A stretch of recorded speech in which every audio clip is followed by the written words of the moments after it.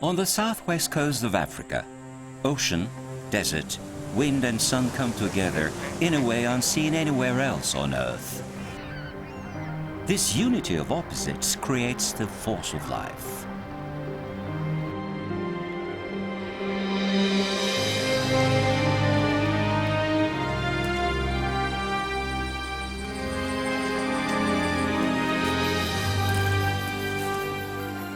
And this territory gives life to the largest wildlife habitat around the world. This is Namibia, with all its natural and unique characteristics.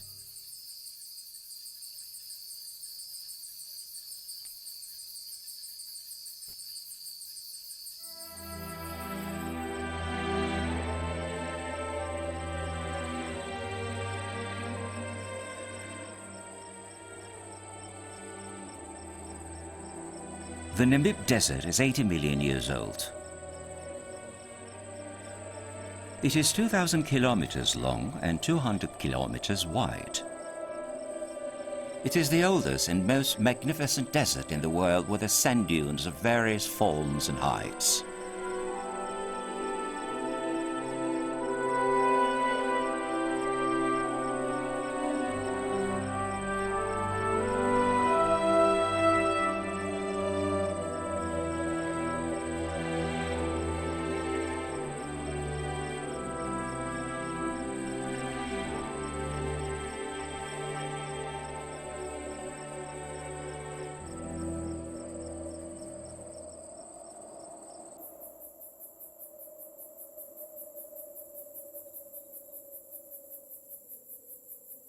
The Namib Desert is full of surprises. A miracle of nature hidden among sand dunes. Deadfly. White clay, level terrain. Deadfly means dead lake or marsh in a valley in Afrikaans.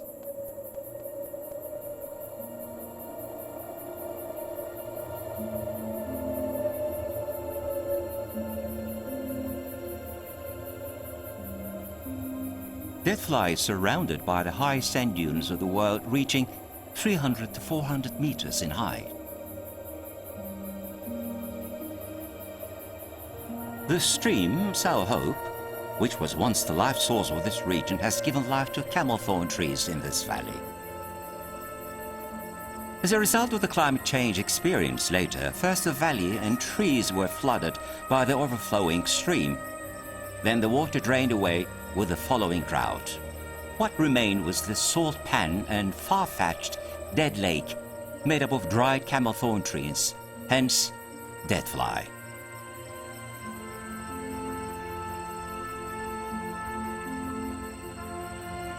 These skeleton trees are estimated to be 600 to 700 years old. Their color is black because they are scorched in the sun.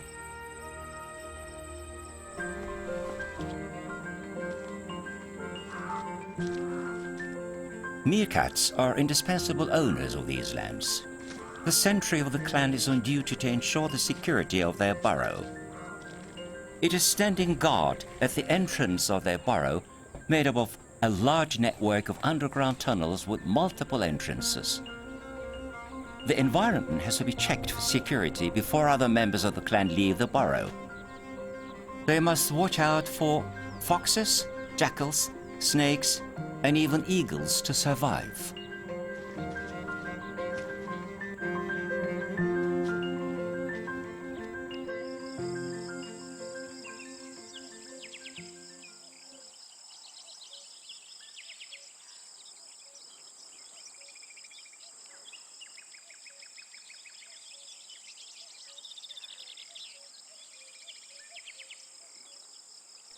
Partly located on Namibian land, the Kalahari Desert is the home of the quiver tree forest, which is made up of one of the most remarkable species of trees in Namibia. This tree, known as quiver, is named kokkerboom in Afrikaans. Made up of 300 extraordinary trees, this forest rises to the sky in the middle of nowhere with its surprising beauties. Some of these trees are 200 to 300 years old, and they are the biggest aloe trees of the world. They stand like glittery decorations on rocks scattered around by way of a volcanic eruption, and they dazzle. Quiver trees grow very slowly, but they can reach a height of 9 meters and 1 meter of thickness. Their fibrous trunk and succulent leaves hold water, enabling the tree to survive under difficult conditions.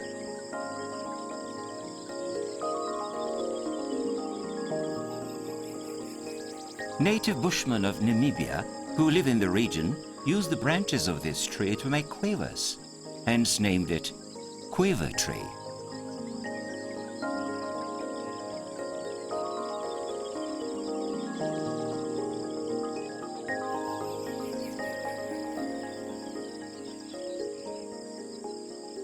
And as the sun prepares to say farewell to the day, the sky refracts all the colors like a prism.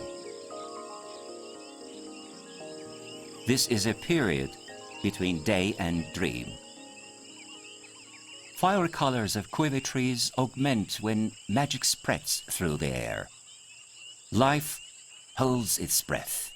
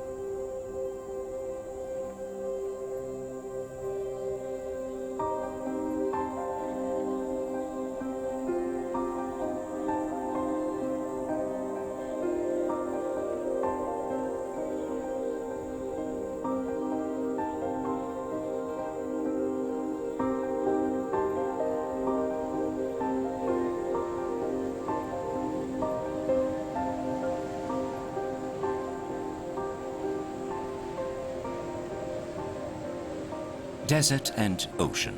Giant hot dunes coming together with the cool ocean water.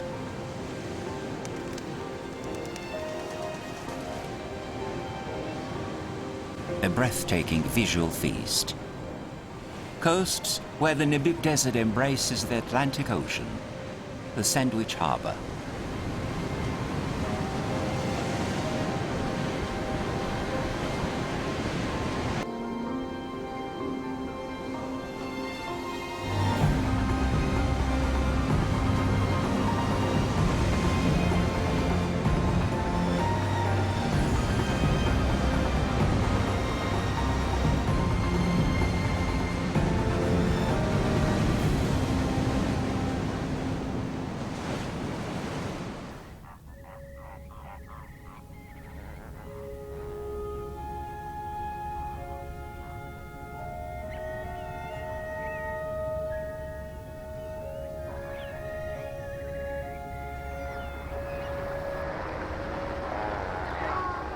Namibia bears riches gifted by its interesting geographical characteristics.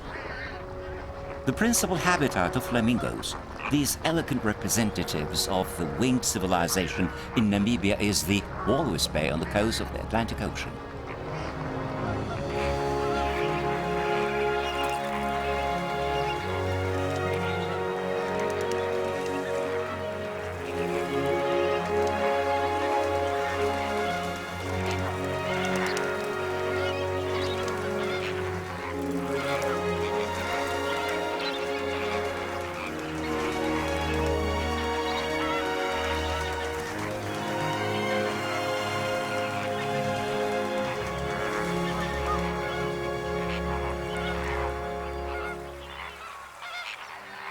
Living in large groups in the Walvis Bay Lagoon, flamingos are among the most colorful hosts of this area.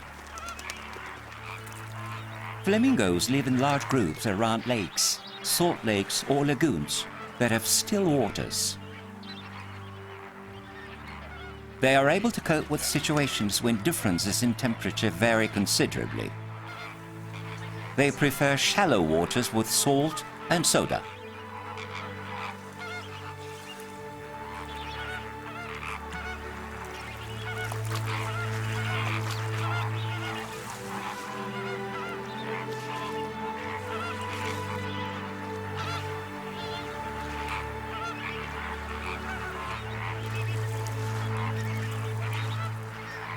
They can pick food from very difficult environments owing to their downward pointing beak. They feed on organic nutrients, mollusks, crustaceans, and small fish in the muddy bottoms of waters.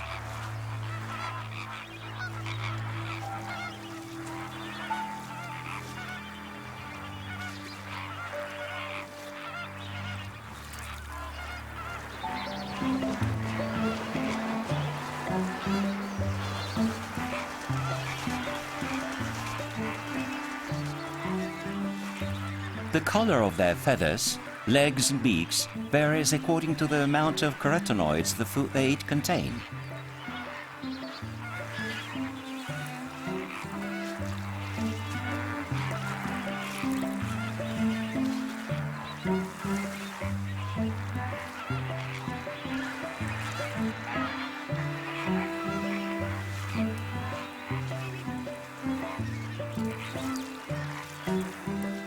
They rest for hours standing on one leg without losing their balance owing to their large webbed feet.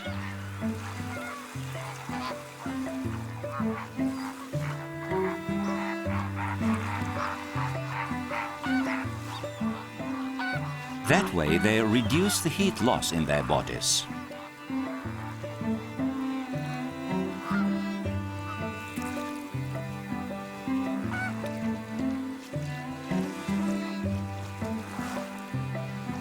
They fly during the night in order not to be hunted by birds of prey. They breed in secluded places because they are vulnerable. These elegant creatures of nature add a special beauty to the extraordinary terrain they live in.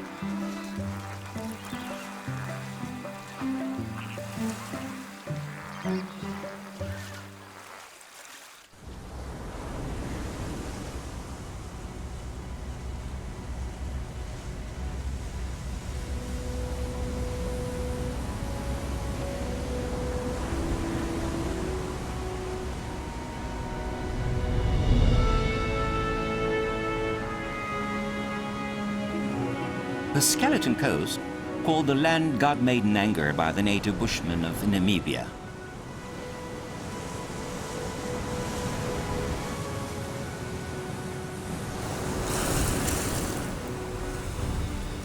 Namibia's coast on the Atlantic Ocean.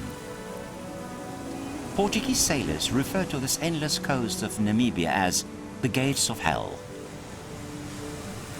Today, it is known as the Skeleton Coast.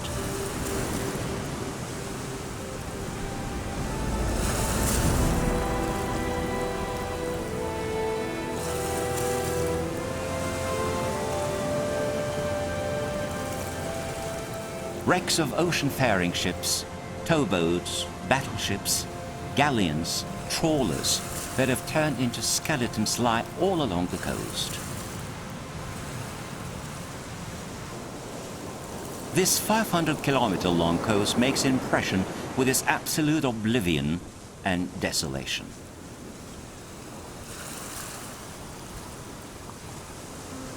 The Skeleton Coast has been the final haven for countless ships with its perilous countercurrents, powerful winds, slow-moving and dense ocean fogs, unexpected sandbars, and rocky patches.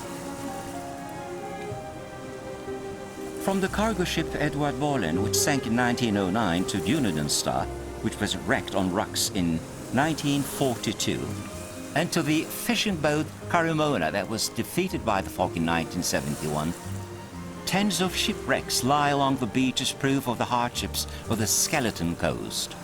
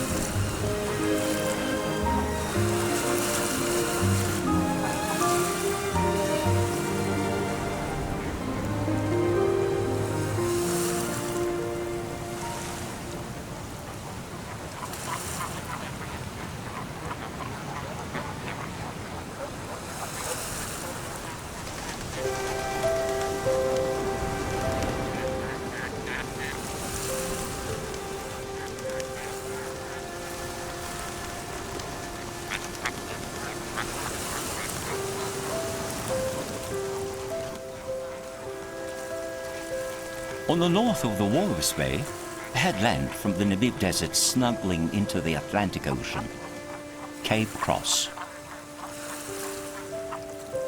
Cape Cross is the breeding ground of fur seals on the coast of the Atlantic Ocean. Having chosen this area as the most suitable place to protect against the freezing Benguela current and to breed, fur seals gather here in colonies and raise their offspring. The Benguela Current is the cold ocean current that flows from the Cape of Good Hope, the southwest coasts of Africa, where Namibia and South Africa are located, towards the equator on the north. Fur seals protect themselves against this current and breed coming generations on the coasts of Cape Cross in Namibia. More than 500,000 fur seals live on the coasts of Namibia. When the breeding season begins at the end of October, hefty males of the fur seal colony come ashore first. They settle in areas close to the water along the coast. Occupying a good place on the shore is a key for males to father the next generation of seals. When the females come ashore, they choose the male seals that have settled in the best areas rather than a mate. A few days after they land, they give birth to their young ones that have fallen in their womb the year before.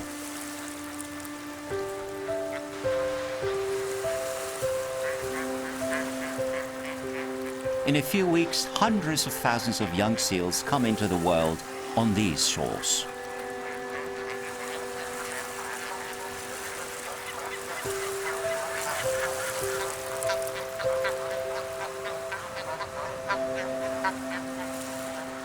Pups are lonely and defenseless when they are away from their mothers.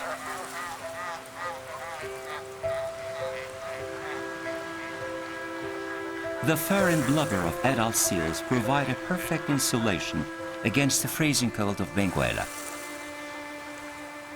But they are inadequate against the scorching heat of the African sun.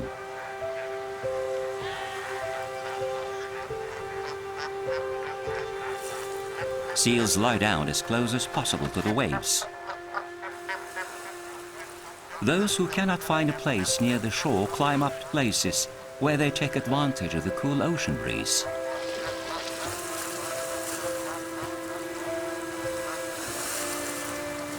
But in the end, they are forced to return to the water when the heat becomes unbearable.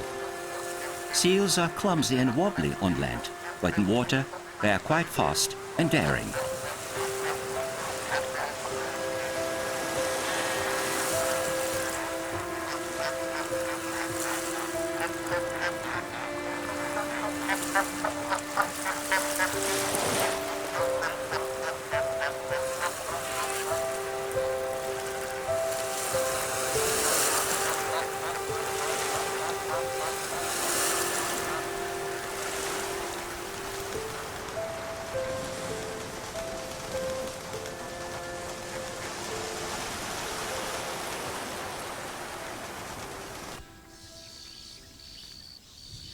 Atocha National Park, the largest wildlife reserve on Earth. A wildlife kingdom of 22,000 square kilometers.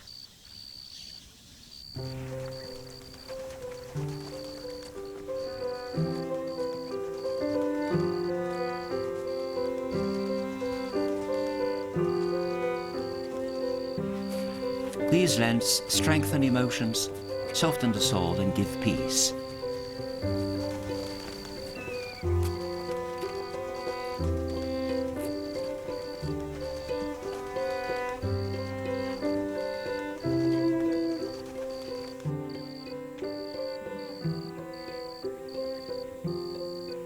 Once a vast, shallow salt lake, this basin dried up with climate changes, turned into a salty, broken-up pan reminding a hard shell, and thus named Atocha, meaning great white place with lots of dust.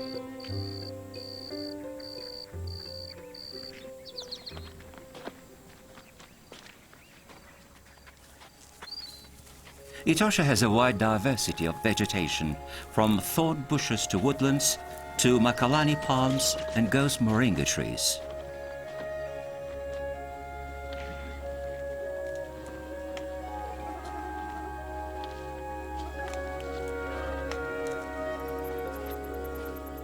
"114 species of mammals live on this vast land that hosts numerous species of wildlife.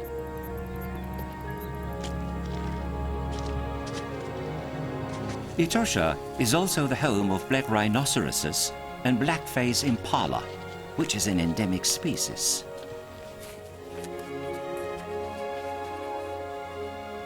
Desert climate prevails in Atocha. Drought rules over these lands all the year round.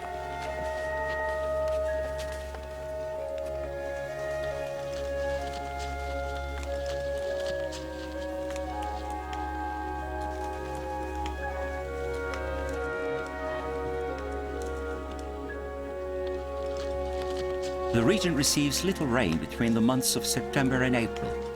Although the soil is not waterlogged enough or large ponds do not form, water accumulated in certain areas become sources of life, where residents of Atocha gather together and quench their thirst.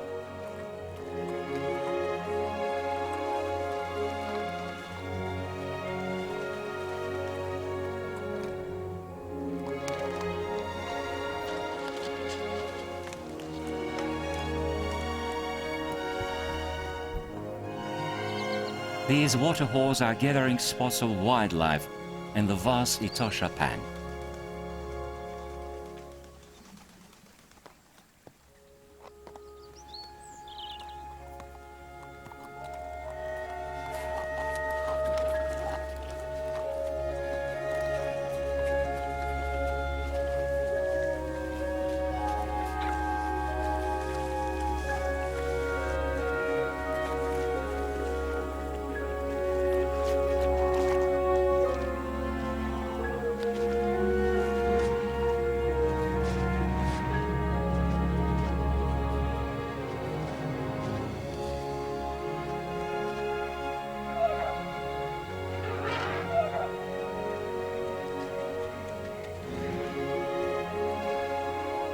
The sun bids farewell to this land until the next day.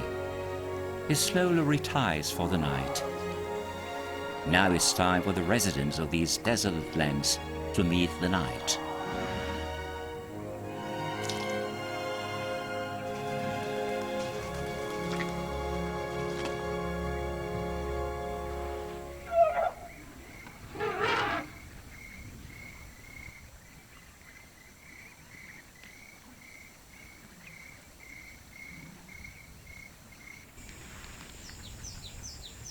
A new day in Atocha.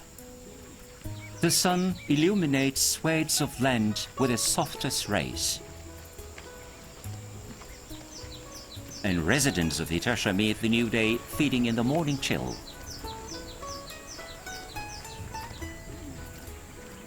The wee hours of the morning are the best time to feed for the African black rhinoceros as well.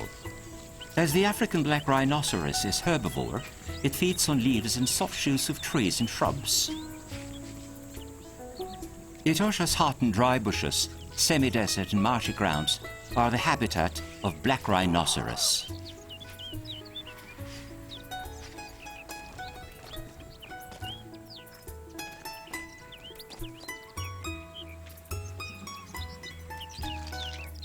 Having no stronger enemies makes them fearless.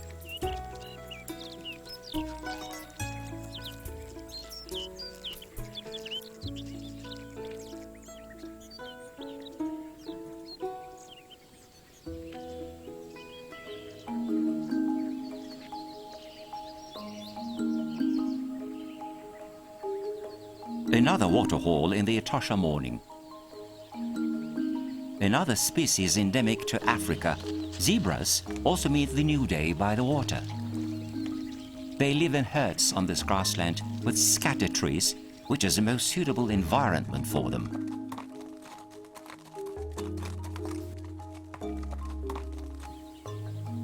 All zebras have different forms and numbers of stripes. The vertical stripes are also an important defense element. When they stand together, prowling predators perceive the herd as a whole due to these stripes. Therefore, the hunter has a hard time making out the zebra it'll hunt, which is a way of protection for zebras. Zebras' diet is basically water and grass. Sometimes they leave their habitat to find food and come back later.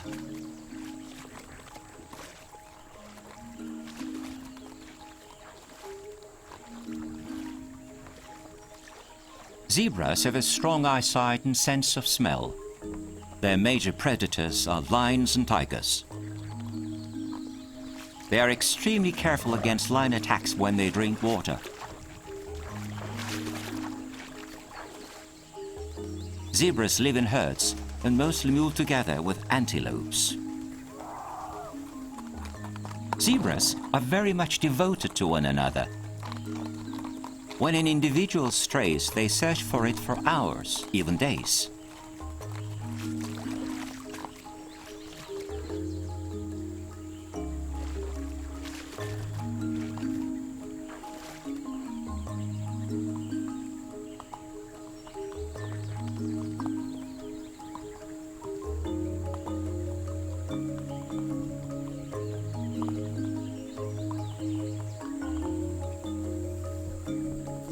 Atocha is also the home of tens of subspecies of antelopes.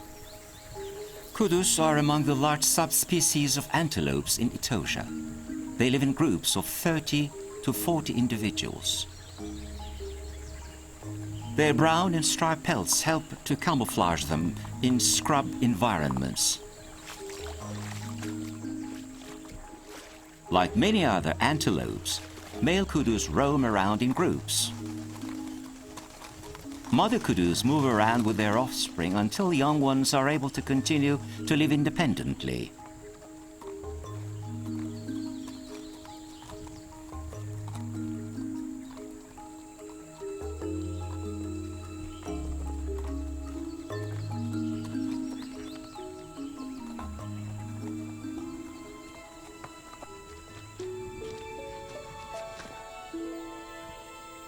Impalas are the most important subspecies of antelopes living in Atocha's less prolific soil. Impala herds are generally made up of 15 to 16 females under the leadership of one male. During dry spells, small herds gather together, forming large herds. Impalas live close to water sources.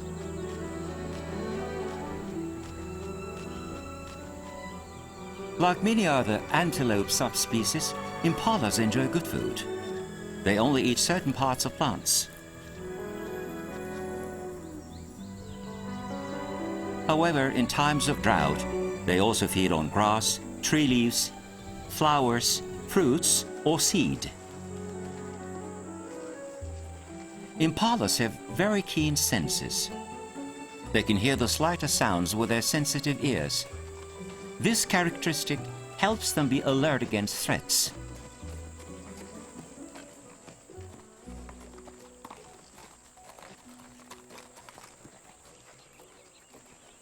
Graceful creatures of a difficult land.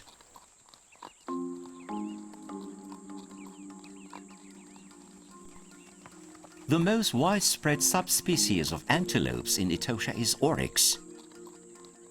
It uses its thin, long, sword-like horns as a weapon. Both males and females have horns.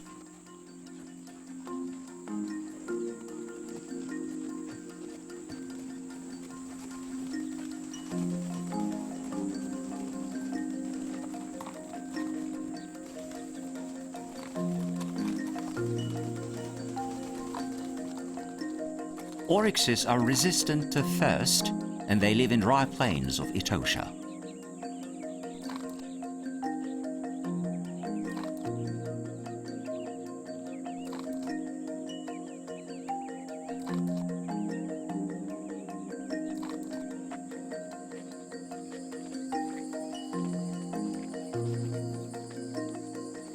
Native to Africa and cited as the world's heaviest flying birds, corybustas prefer to walk around over flying. This one is wandering around lonely because it's not the breeding season. It is perfectly adapted to the environment with its plumage and colors. This characteristic provides camouflage at times of danger. Famous for killing snakes by stomping around, secretary birds look for a prey in their habitat surrounded by low grass. Ostriches are the largest flightless bird of the winged world. Approximately 2.5 meters in height and 120 kilograms in weight on the average, these big birds live in the driest parts of Atocha in nomadic groups of 5 to 50 individuals.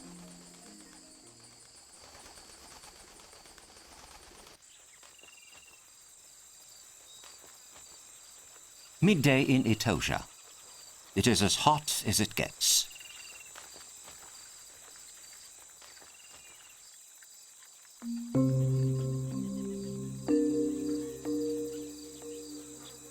Second largest living cats after the tiger, African lions are at rest beneath trees, in scrubs and reed beds in order to protect themselves from the heat.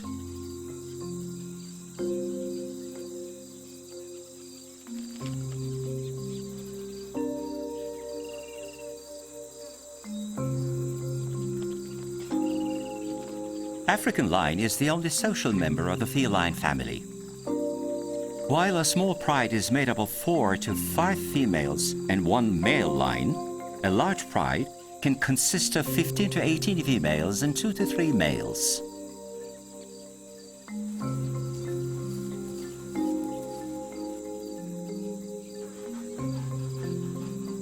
Lions generally hunt during the night. They are no different than lazy cats during the day. They lie down in shade and try to cool off. Adult lions have scarcely any predators.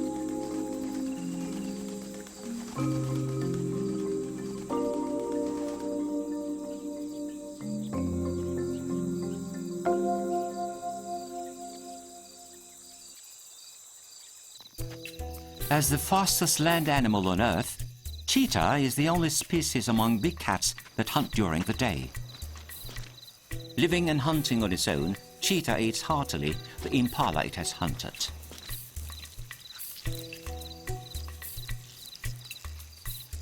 Cheetahs enjoy good food. After eating the flesh of its prey, it leaves the hide and bones behind. There are others impatiently waiting for that moment. Spotted hyenas. Spotted hyenas are experts in stealing the remains of prey from cheetahs and lions. Spotted hyenas are among carnivores of Africa that has a very powerful jaw. They feed on carrions, thus cleaning nature, and prevent the spread of foot and mouth disease. They are famous for being voracious eaters.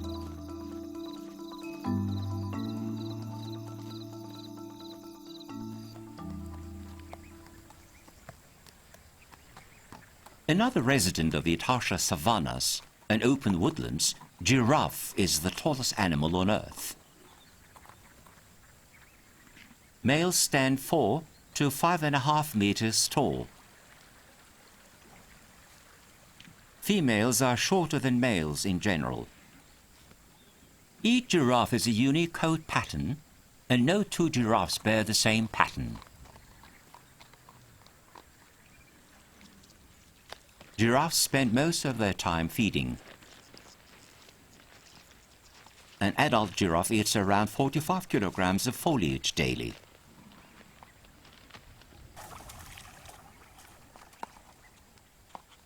They prefer rough ground because they have difficulty walking on muddy terrain.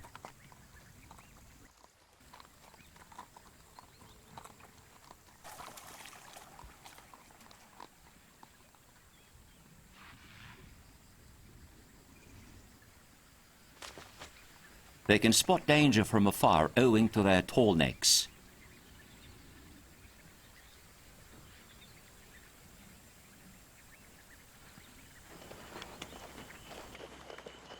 Life continues on this land around the clock.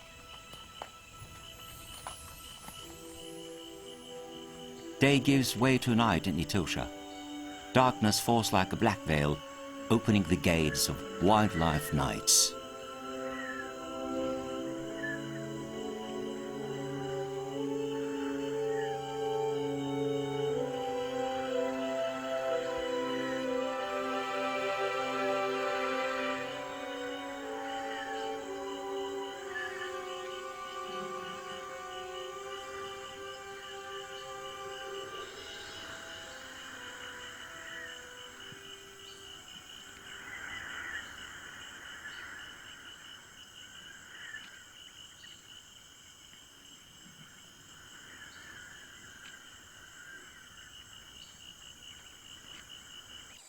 Early hours of the day in Atocha.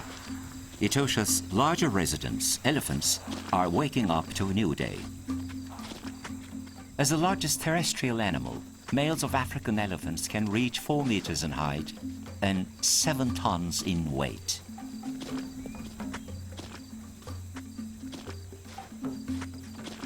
The most outstanding characteristic of elephants is their long trunk they use to hold objects and their tusks, which are actually incisors. Elephants use their tusks also as a weapon when they fight against predators. The trunk is used for breathing, smelling, touching, grasping, and sound production. Elephants suck up water with their trunk both to drink and to spray on their bodies. An adult elephant is capable of holding 8.5 liters of water in its trunk. Apart from water, they spray mud on themselves. Although tough, elephant skin is very sensitive. They take regular mud baths to protect it from burning, insect bites, and moisture loss. After bathing, the elephant uses its trunk to blow dust or mud onto its body. Dust and mud dry into a protective crust. Large ear flaps help elephants to control their body heat. Elephants tend to stay near water sources.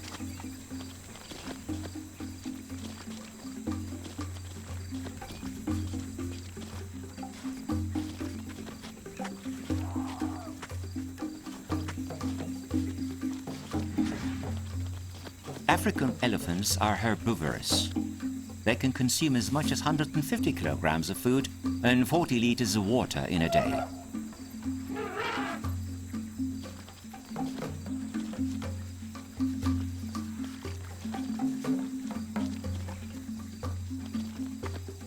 Elephants go on seasonal migrations in search of food, water, and mates.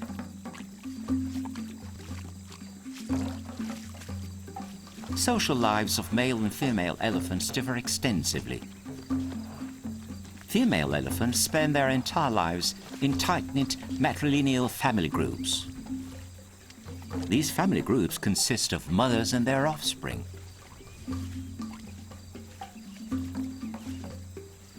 The eldest female is the matriarch.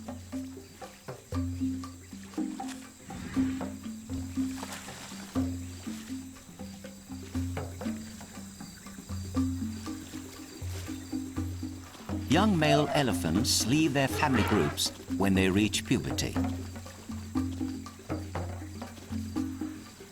They may live alone or make up a group with other males. Adult bulls mostly interact with family groups when looking for a mate. Calves are the center of attention in their family groups. They rely on their mothers for as long as 3 years. Elephants are social animals that pass down their knowledge to next generations.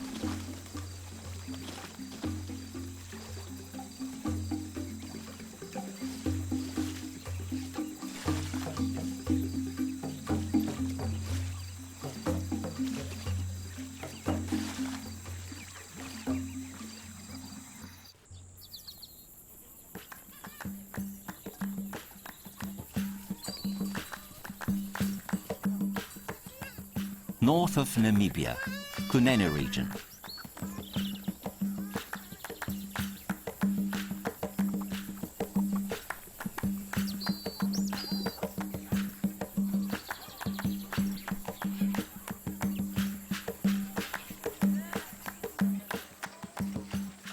The Himba are indigenous people with an estimated population of about 50,000.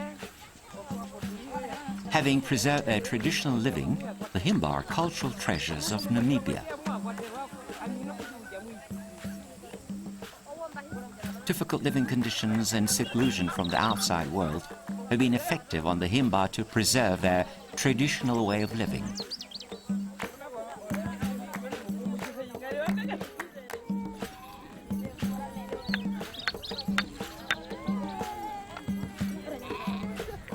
The Himba are livestock farmers. They breed goats and cows. Women tend to perform more daily, labor-intensive work while men are away from the village grazing the animals.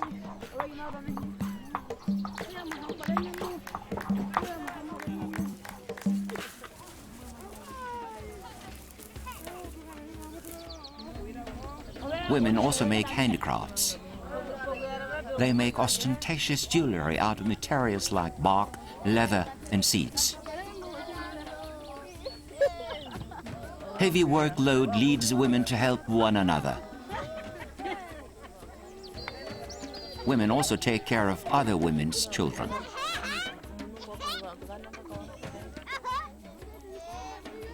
Each tribe member belongs to clans, both through their mothers and fathers.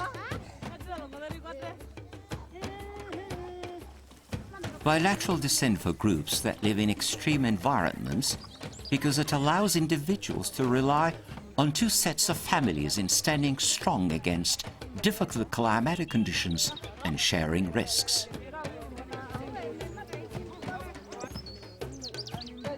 Sons live with their father's clan, and when daughters marry, they go to live with the clan of their husband. However, inheritance of wealth does not follow the patriclan, but is determined by the matriclan. That is, a son doesn't inherit his father's cattle, but his maternal uncle's instead.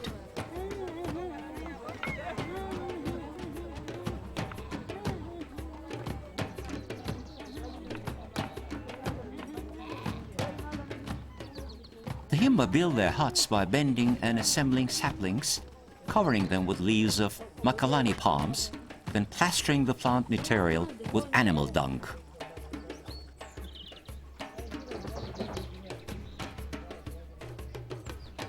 Women have found creative solutions to the difficulties of the environment they live in.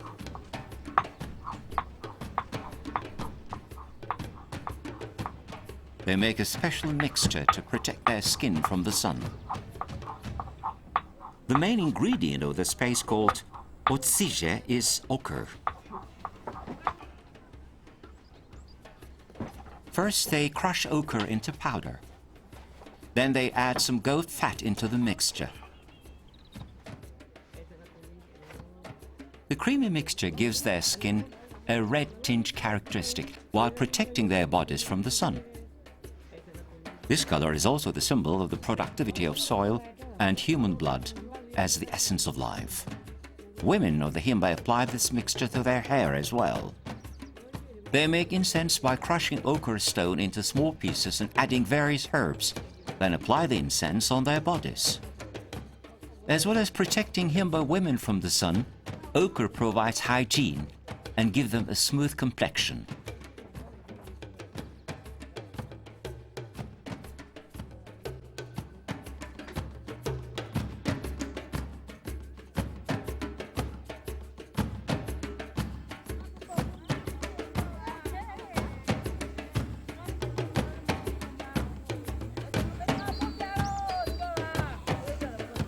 Himba women wear a headpiece called the erembe, or Himba crown, usually sculptured from goat skin.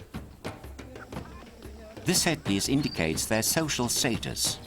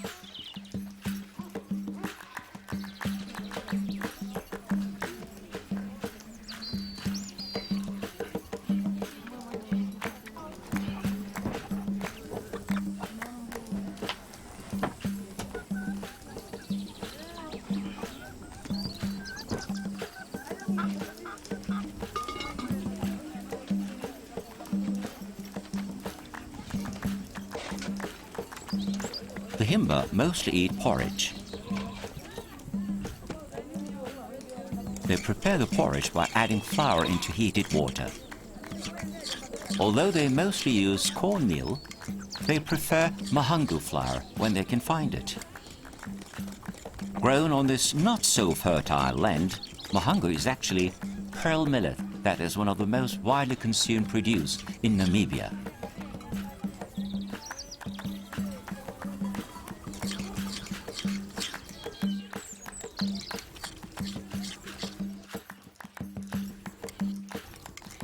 They prepare the porridge in the morning and evening and eat all together. The Himba eat meat only on special occasions, like wedding ceremonies.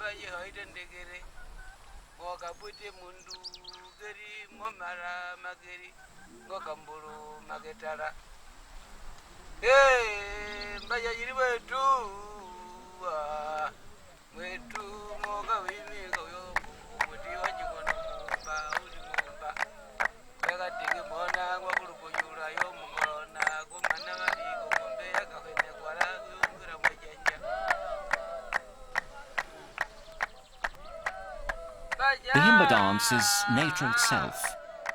It's a prayer, a scream, and being grateful. It is getting lost in the mysteries of nature and reflecting emotions in their simplest form. It is respect towards Mother Earth and the past. It is the materialization of emotions and proof of enthusiasm, power, and dominance. The Himba share their happiness by dancing. They believe they escape sufferings and ailments.